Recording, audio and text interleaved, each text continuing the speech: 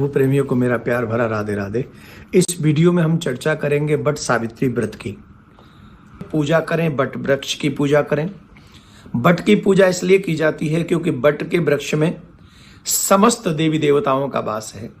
एक और बात हम यहाँ बता दें, बहुत आलसी लोग ऐसे हैं कि जो स्वयं तो बट के पास नहीं जाते हैं, बट की डालियां तोड़ के ले आते हैं। हमारे शास्त्र ऐसा कहते हैं, संतों का मत ऐसा है, अमावस्या के दिन वृक्षों की पत्तियां और वृक्ष नहीं तोड़ने चाहिए। अमावस्या हो, एकादशी हो, पूर्णिमा हो, ये सब विशेष बातें बताई गई हैं। तो जिस बट की पूजा हम लोग करते हैं, डालियां तोड़वा लेते हैं, हम बहुत बड़ा पाप कर बैठते हैं।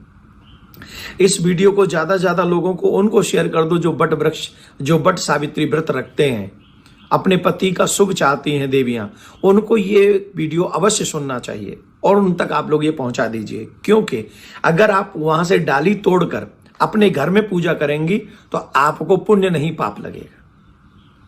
अमावस्या के दिन कभी भी किसी वृक्ष का पत्र नहीं तोड़ना चाहिए, डाली नहीं तोड़नी चाहिए। ये बात आप नोट कर लीजिए।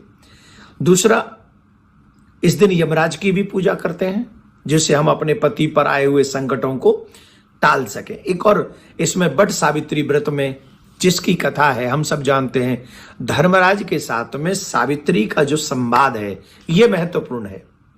यहां दो तीन चीजें मैं सावित्री जी के विषय में बता दूं। आजकल जो चीजें चल रही हैं, मनमुखी धर्म की जो बातें होती हैं, मनमुखी जो घर में चलाने वाली बातें होती हैं, वो ठीक नहीं है। एक पतिव्रता स्त्री में कितना सामर्थ्य होता है, कितना बल होता है, ये कथा हमको सिखाती है।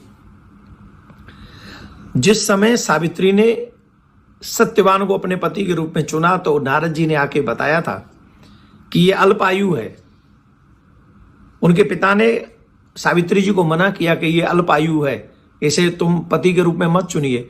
तो सावित्री जी ने कहा कि जो सनातनी पुत्रियां होती हैं, आर्य पुत्रियां होती हैं, वो एक बार जीवन में पति के प्रति निर्णय लेती हैं और मैं निर्णय ले चुकी हूं, अब चाहे जो भी हो। तो सावित्री ने अपने जीवन में 3 की अपार सेवा की, एक अपने वृद्ध सास ससुर की और एक अपने पति की। और जो सत्यवान थे उनके साथ उनका विवाह हुआ। सत्यवान माता पिता के भक्त थे और अपने गुरु भक्त थे, बहुत निष्ठावान थे। जो समय बताया गया था, जब वो समय आया तो लकड़ी काटने के लिए जब सत्यवान गए तो सावित्री उनके पीछे पीछे गई। उनके सर में कुछ प्रॉब्लम हुई, दर्द हुआ, या वो समय जब नजदीक आया तो सत्यवान ने कहा, सावित्री मेरे सर में दर्द हो रहा है, मैं तुम्हारी गोद में सर रख के सोना चाहता हूं। तो वो गोद में सर रखा और वो उसी समय सावित्री को पता चला कि सामने से धर्मराज आ रहे हैं, उनके पीछे पीछे काल और मृत्यु भी आ रही है। तो ये दृश्य देखने के बाद समझ गई कि मेरे पति के प्राण अब निकलने वाले हैं। तो जैसे ही प्राणों को ले जाकर अंगुष्ठ के समान उस जीव को जब लेके जाने लगे, उसी समय सावित्री उनके पीछे पीछे चलने लगी। धर्मराज के बहुत मना करने पर, आग्रह करने पर भी जब वो नहीं लौटी तो उन्होंने एक बात कही सावित्री ने, महाराज संसार में जो 3 की पूजा करता है उसके लिए संसार में कोई भी वस्तु असंभव नहीं। एक अपनी माँ की, जो अपनी माँ की पूजा करता है उसे पृथ्वी लोक पर विजय प्राप्त होती है। जो अपने पिता की पूजा करता है वो आकाश तक अपना विजय यश प्राप्त कर लेता है। और जो अपने गुरु की पूजा करता है वो ब्रह्मलोक तक अपने यश को फैला सकता है। तो मेरे पति तो ऐसे ही हैं और उन पति की मैं दासी हूं, तो मुझे कौन रोक सकता है, मैं तो आपके साथ चलूंगी। बहुत बार कहा, जब नहीं माने तो उन्होंने कहा, हमसे कोई वरदान मांग लो पर तो हमारे साथ मत चलो, क्योंकि तुम्हारे पीछे आने से हमारे कार्य में विघ्न हो रहा है। तो उन्होंने कहा, ठीक है, मेरे जो सास ससुर हैं वो नेत्रहीन है, उनका राज छीन लिया गया है, पहले आप मुझे कृपा करके ये आशीर्वाद दीजिए कि मेरे वृद्ध सास ससुर को नेत्र प्राप्त हो जाए और उनको उनका राज्य प्राप्त हो जाए। एवं मस्तु कह दिया। फिर वो पीछे चलने लगी। फिर यमराज ने कहा कि तुम्हारे बहुत पीछे आने से मुझे कष्ट हो रहा है, मेरे कार्य में विघ्न पड़ रहा है, इसलिए देवी अब तुम वापस चली जाओ, तो और एक वरदान मांग लो। बोले ठीक है, अगर आप मुझे वरदान देना चाहते हो तो एक और वरदान दे दो, मैं अपने 100 पुत्रों की मां बनना चाहती हूँ, 100 पुत्रों की मैं मां बन सकूं, ये आशीर्वाद मुझे दीजिए।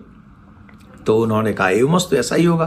तो यमराज जब जाने लगे तो सावित्री फिर पीछे पीछे जाने लगी। उन्होंने कहा, मैंने तुम्हें दोनों वरदान दे दिए, अब क्यों मेरे पीछे आ रही हो?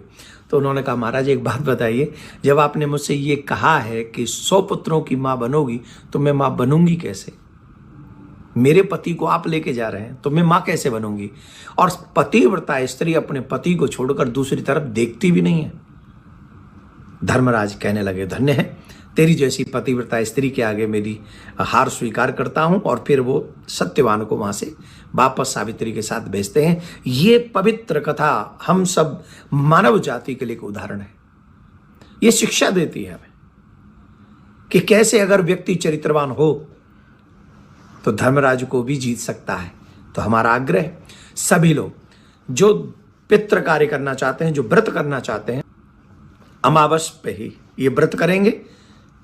और जो दैविक कार्य करना चाहते हैं, देव कार्य करना चाहते हैं, इस वीडियो को मैंने विलंब से बनाया इसलिए इसको ज्यादा ज्यादा लोगों तक शेयर कर दें और जल्दी इसको सुन लें। और गलती से भी बट की डालियों को न तोड़ें, पत्तों को न तोड़ें अमावस के दिन। और हाँ, उस दिन देवियां जाती हैं उस शुभ मुहूर्त में, बट की पूजा करती हैं, सत्यवान सावित्री की भी पूजा करती हैं, यमराज की भी पूजा करते हैं, अपने इष्ट की भी पूजा करती हैं। और रक्षा सूत्र से वो बट वृक्ष की परिक्रमा भी लगाती हैं, जिससे देवियों को सौभाग्य की प्राप्ति होती है। प्रिया कांजू कृपा करें कि आपके जीवन में आपके सुहाग के प्रति आपकी जो निष्ठा है वो बनी रहे और आपके सुहाग को कोई भी विघ्न ना हो, उसके जीवन में कोई कष्ट ना हो। ऐसी प्रार्थना हम प्रिया कांजू से करते हैं।